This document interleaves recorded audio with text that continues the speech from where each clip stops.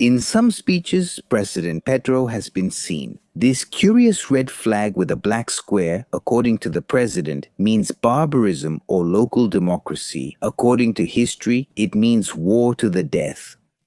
Spoiler, it really did bring a whole lot of death. Today we will present this decree issued by Simón Bolívar, which turned the War of Independence of New Granada into a real bloodbath.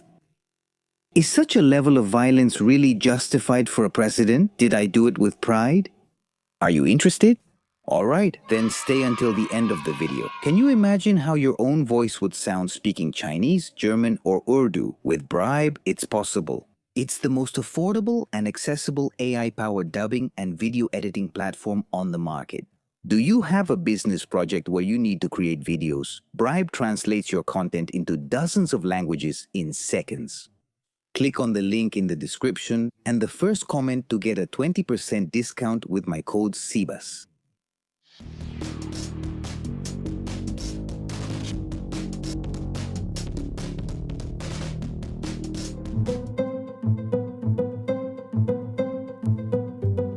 First, let's put ourselves in context.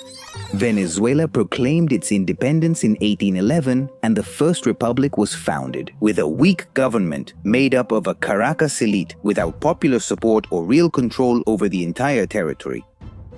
A few months later, Commander Domingo de Monteverde arrives from Puerto Rico with about 230 Spaniards who recruited royalist factions within Venezuela to fight against the proclaimed republic, then led by Francisco Miranda. The result was a decisive royalist victory that dismantled the First Republic of Venezuela. Their strategy was systematic terror, summary executions, confiscation of land and property from patriots, mass imprisonment of independence leaders, torture, and public humiliation. Bolívar, in his Cartagena Manifesto, argued that the Spanish had already started a war to the death.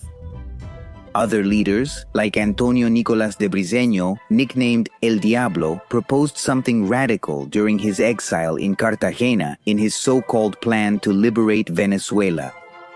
In it, he considered following the Haitian model and declaring a war to the death. He hired the Spaniards and Canarians after an invasion from the Llanos. The result was a failure, his capture and execution. His head was displayed in Varinas as a warning. What was Bolívar's reaction? Although Bolívar had initially considered Briceño's plan as too radical, after the leader's decapitation, he became convinced that the only way was to respond in kind. Thus, on June 15, 1813, 4 months after the start of the admirable campaign, the decree of war to the death was signed in Trujillo, in which he decreed death to all peninsulars and Canarians who did not actively support the cause. Patriot. This meant that if the Spaniards switched to the Patriot side, they would be pardoned, and that the Americans, whether Creoles, mestizos, or indigenous people, could be redeemed even after having collaborated with the royalists? In this context, the Second Republic of Venezuela was founded, which had the war to the death flag. Yes, the one that Petro is using. The results: more brutality and bloodshed.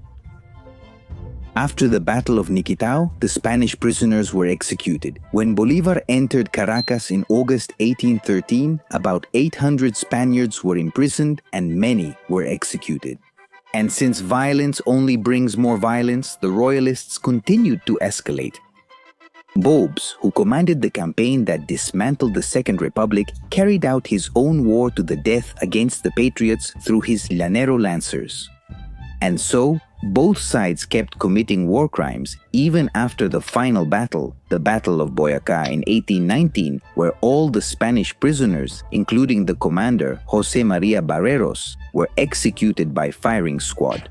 The war to the death officially ended in November 1820 with the famous embrace between Bolívar and Morillos. Although, just between us, Bolívar continued with the violence, even in later episodes like the Black Christmas, attacking royalist Pasto civilians. Oh, Simón. In this context, is it justifiable to use war to the death as a contemporary political tool?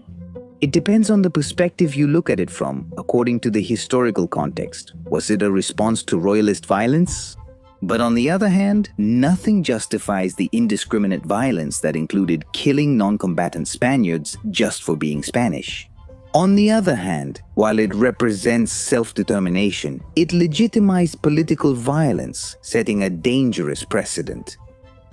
That is, if you see it as a symbol of anti-imperialist resistance, in this case referring to the United States and its new policy under President Epstein. It can make sense if you look at it with contemporary eyes, but it can also be problematic and even promote xenophobia and political violence, especially if we're talking about such a violent country. Tell me your opinion. Do you think it's right for Petro to raise the flag of war to the death? Was the violence incited by Bolívar justified?